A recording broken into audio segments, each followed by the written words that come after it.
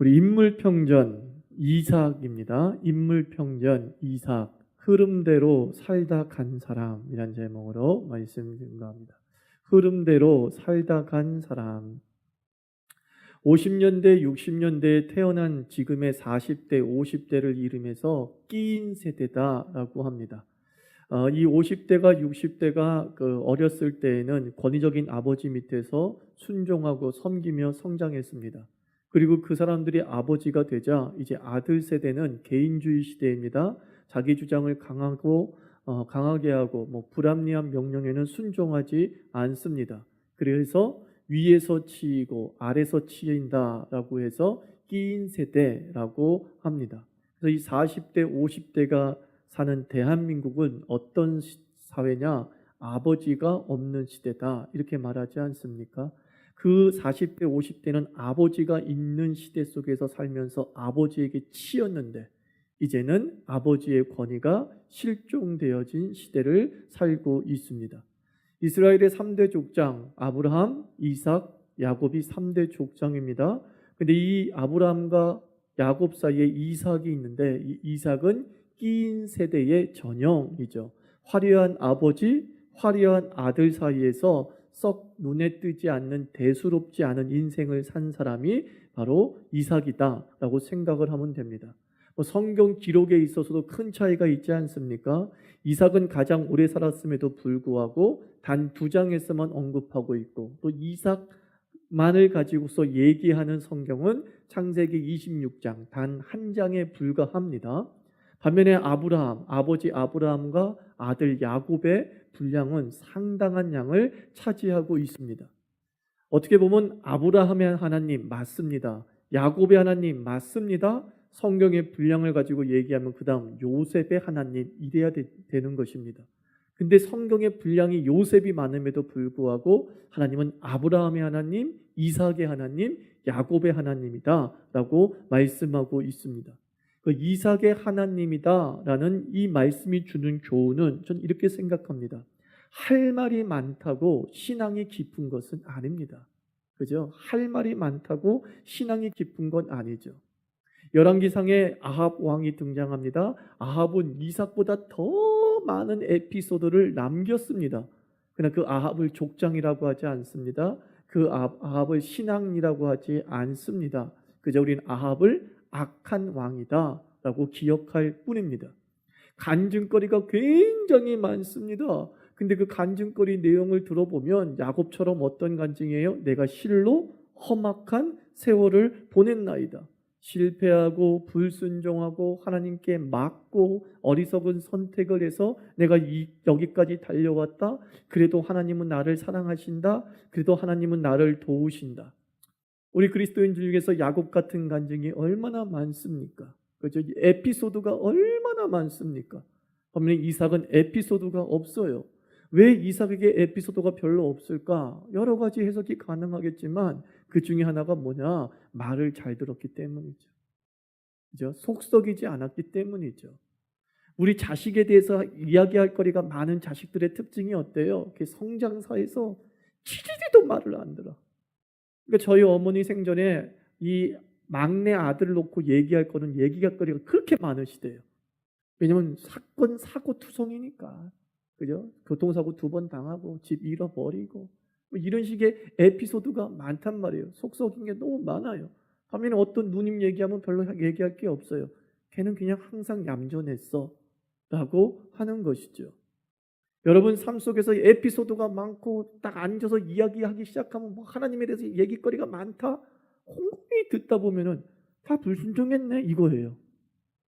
뭐야 불순종했네 이거죠. 그래서 에피소드가 많은 게 중요한 게 아니다. 할 말이 많은 신앙이니 체험이 많은 신앙이다. 오해 중에 오해라는 거예요. 그 사람은 어떤 체험 많이 한 거예요? 불순종 체험 많이 한 거죠. 평범하게 살아도 우리 삶에 좀 이삭처럼 말 잘 듣는 그리스도인 되었으면 참 좋겠습니다. 그럼 이삭이 어떤 사람이냐? 이삭은 하나님을 보여준 사람이죠. 하나님을 보여준 사람.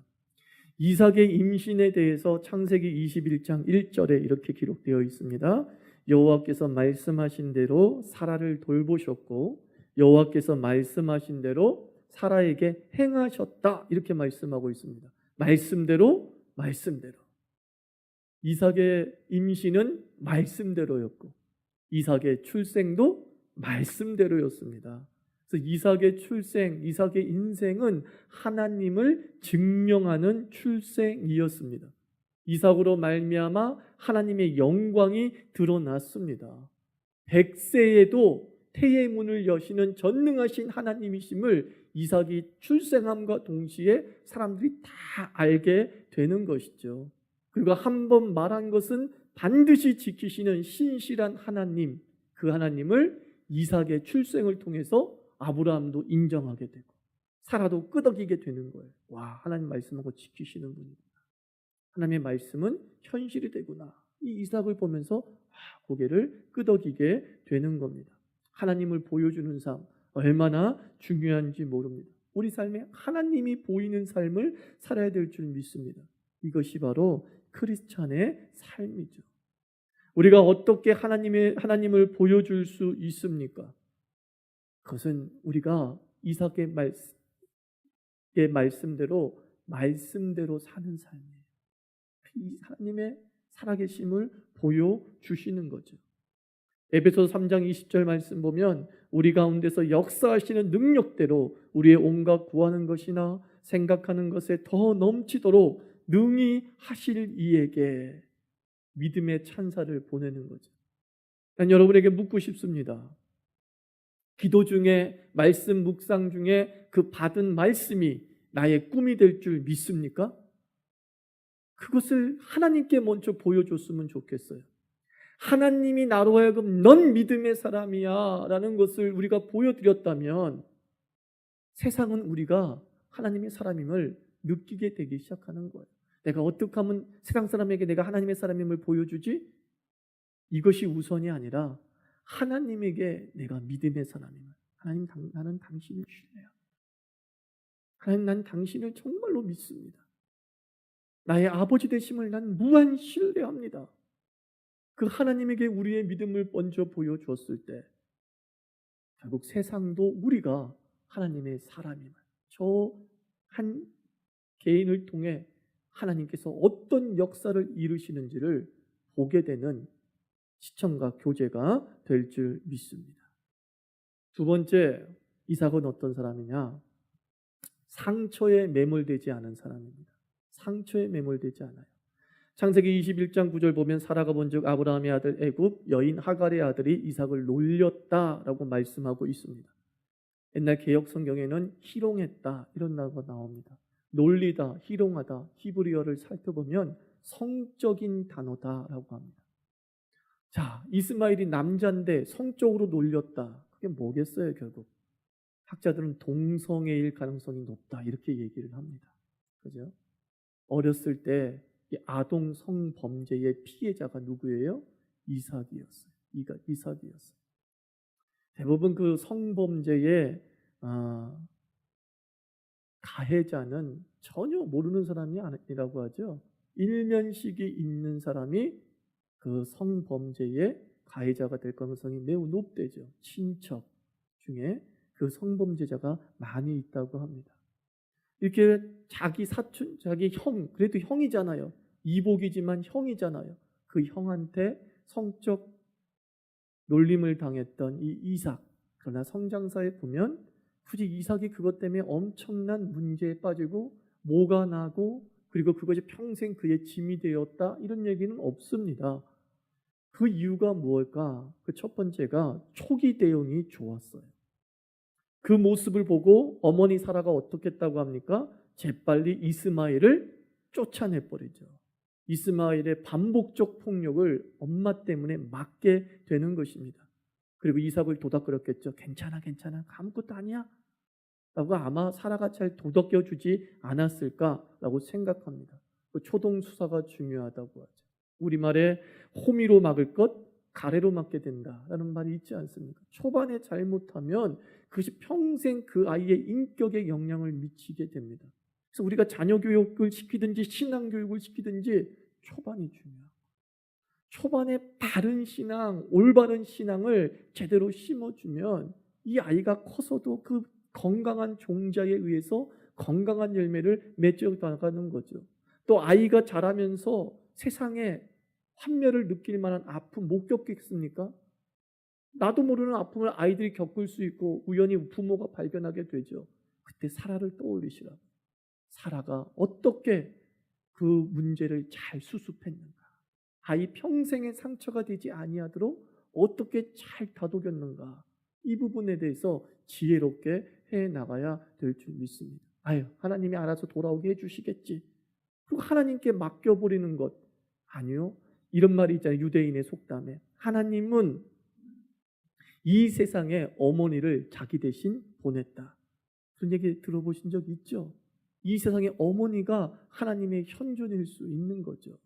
부모가 자녀의 초기 신앙교육과 인격 형성에 얼마나 큰 영향을 미치는지를 우리가 알아야 됩니다. 상처를 치유하지는 못할지언정 제발 상처 주는 부모 안 됐으면 좋겠어요. 그죠? 이 사라는 상처를 치유하는 어머니 덕이었어요. 그리고 또 하나는 전 상상해 본 거, 이거는 무엇일까? 우리 인간사를 돌이켜봤을 때 왜 이삭은 상처에 매몰되지 않았을까? 이삭에게 원인을 찾는다면 아마 이삭은 상처를 버리는 사람이었을 거예요. 그죠? 이게 무슨 말이냐면 상처를 안고 사는 사람이 있습니다. 상처를 자기 방어 수단으로 삼는 사람, 공격 수단으로 삼는 사람이 있습니다. 자기의 상처를 전가의 보도처럼 사용하는 거죠. 상처를 훈장처럼 여기면서 어떤 문제가 발생하고 다툼이 발생했을 때 내 상처를 얘기해. 그럼 사람들이 꿈쩍 못하고 입을 딱 다문단 말이에요. 요거 봐라. 내 아픔을 얘기했더니만 사람들이 딱 꿈쩍 못하고 항복해버리네. 내 말 들어주네. 내 말 그냥 고개를 끄덕여주네. 그 다음부터 그 사람은 상처를 평생 울거먹기 시작하는 거예요. 내가 어렸을 때 어쩌고 저쩌고 어쩌고 저쩌고, 엄마 내가 어렸을 때 어쩌고 저쩌고, 당신이 어렸을 때 어쩌고 저쩌고. 상처를 평생 안고 사는 거죠. 그리고 그 상처 때문에 내가 이렇게 힘들었다는 것을 통해서 상대방을 설득하고 상대방을 이용하려고 하는 그런 수단도 있을 수 있는 겁니다. 상처가 너무 독해서 못 벗어나는 것이 아니라 상처를 이용하기 때문에 못 벗어나는 거예요. 그러니까 상처가 생기면 딱지가 생기죠. 그리고 그 딱지는 시간이 들면 떨어지게 되어 있어요. 근데 우리는 떨어질까 봐 겁나서 본드 갖고 다시 막 딱지를 붙이는 거예요. 떨어지면 안 돼. 요것 때문에 우리 엄마가 꼼짝도 못하고 있는데 네가 왜 떨어지려고 그래? 떨어지려는 거 자꾸 자기 스스로가 본드 붙이고 있는 거죠. 우리 이 신앙의 시험거리도 마찬가지예요. 이런 얘기하면은 뭐 교회가 꿈쩍 못하고 뭐 목사님이 꿈쩍 못해. 그럼 그거 하나 끝까지 붙잡고 있는 거죠. 결국 그것이 우리 인생의 진보를 막을 수 있는 거예요. 흔들리는 이를 뽑지 않으면 어떻게 되죠? 덧니가 나오는 거예요. 입모양이 아주 흉측해지는 것이죠. 인생이 흉측해지는 이유는 하나님 상처를 이제 버려도 돼. 이젠 잊어도 돼. 라고 자꾸 말씀하는데 내 스스로가 그거를 붙잡고 있기 때문인 줄 압니다. 우리가 비전을 되뇌이면서 미래를 향해 달려가는 그리스도인 되기를 바랍니다. 그죠? 다 아픔 다 있는 줄 알아요. 그건 누가 모르겠어요. 한 가지씩 아픔 다 갖고 있는 거 압니다. 그거 예수 만난 이후로 예수께 맡겨 버리시기 바랍니다. 너희의 근심과 고난을 맡겨 버리라. 주께서 말씀하지 않습니까? 하나님께 던져버리는 거예요. 하나님 가져가세요. 라는 것이죠. 저는 어렸을 때 이 뽑은 다음에 이런 게 유행했었어요. 이를 딱 뽑은 다음에 지붕에다 확 던져버려요. 그럼 새리가 난다는 거예요. 근데 그 뽑은 이를 요즘에 부모님들은 어떻게 해요? 쫙 간직해가지고 애한테 물려줘요. 네 일한, 아니 그 썩을 일을 뭘 물려줍니까? 꿈을 갖게 만들면서 애한테 그걸 보여줘야죠. 팍 던지게 해서 봐라, 너 또 일한다? 그랬더니 이가 쫙 나. 애가 놀라워하는 거죠. 그 썩어 빠진 전기 그 무슨 기념이라고 계속 모아두고 태반 모아두고 이거 어디서 났단 말이에요. 미래를 향해 던져버리는 거예요. 쏙 빠졌던 일을 저렇게 던져버리는 거야. 그러면 새로운 이가 우리에게 오는 거죠. 새로운 비전이 여러분의 삶에 넘치게 될 줄 믿습니다. 세 번째 이삭은 어떤 사람이냐? 순리대로 산 사람이에요. 그죠? 시대 정신을 대하는 세 가지 태도가 있어요. 첫째가 시대 정신에 맞서는 사람이 있어요. 둘째가 시대 정신을 물러서는 사람이 있습니다. 세 번째가 시대 정신을 따르는 사람이 있습니다. 그죠? 정말 물살을 거스르는 사람이 있죠. 연어처럼 물살을 거슬러 올라가는 사람이 있는 반면에, 어떤 사람은 지켜보는 거예요. 관조하고 있는 사람이 있는 반면에, 어떤 사람은 범선처럼 그 바람의 방향에 따라, 또는 나무 조각처럼 그 강물의 흐름에 따라 사는 삶이 있습니다. 무엇이 이상적일까요? 맞섬이 이상적일까요? 물러섬이 이상적일까요? 아니면 따라가는 게 이상적일까요? 저는 무엇이 이상적이다 감히 말씀드릴 수 없다고 봅니다. 왜냐하면요, 상황에 따라 달라지기 때문이고, 내가 먹는 나이에 따라 달라지더라고요. 어느 상황에서는 맞서야 되고요, 어느 연령대에는 맞서야 되고요, 어느 상황에서는 물러서야 되고요, 어느 연령대에는 따라가는 삶이 필요하더라고요. 우리 인생 전체에 맞선만 필요한 게 아니죠. 우리 인생 전체에 흘러가는 것에 맡기는 시대도 우리에게 필요한 겁니다. 이삭은 그 중에서 무엇이 가장 많은 사람이냐? 물러섬과 따름이 많은 사람이에요. 맞선 싸우는 것보다 물러서고 따라가는 삶이 좀 많았어요. 이삭은 노총각이었습니다. 자기 노력을 해도 부족할 판에 이삭은 어떻게 했다고 그랬어요? 결혼에 관한 모든 것을 누구에게 맡기죠? 아버지에게 다 맡겨요. 그리고 아버지의 기준을 따라가는 이삭을 보게 됩니다. 그래서 아브라함을 예수님의 모형이라고 하지 않습니다. 야곱을 예수님의 모형이라고 하지 않습니다. 근데 신학자들은 이삭은 예수님의 모형이라 그래요. 예수님은 누구를 따라가는 삶이었어요? 성부 하나님을 따라가는 삶이죠. 십자가를 지시기 전에도 주여 할 수만 있으면 이 잔을 내게서 피하기를 원합니다. 맞설 수 있었어요, 하나님께. 근데 하나님이 아니야 그러니까 어떻게 해요? 하나님의 뜻대로 십자가를 따르는 그런 모습을 봅니다. 그래서 그 모습 때문에 이삭이 바로 예수님의 모습이다라는 것이죠. 여러분, 신앙에서 가장, 하나님과 나 사이에서 가장 중요한 건 맞섬이 아니죠. 세상과는 맞서야 되지만 하나님과 나 사이에서 가장 이상적인 형태는 따라가는 것 아닙니까? 그죠? 따라가는 거죠.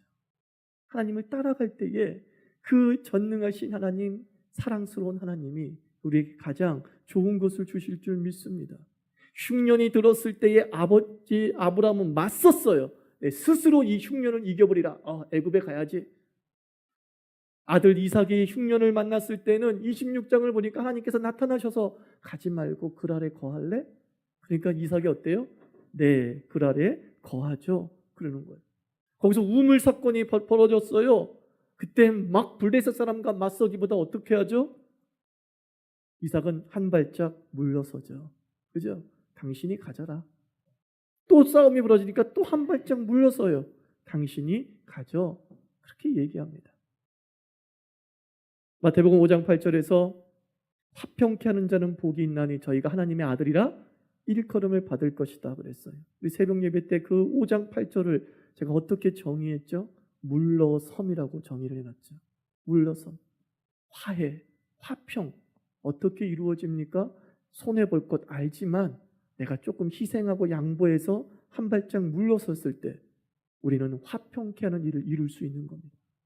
부부싸움 할 때 어떻게 부부싸움이 해결될 수 있습니까? 맞서는 것이 아니라 한 발짝 물러서면서 뭐라 그래요? 여보, 당신이 오라.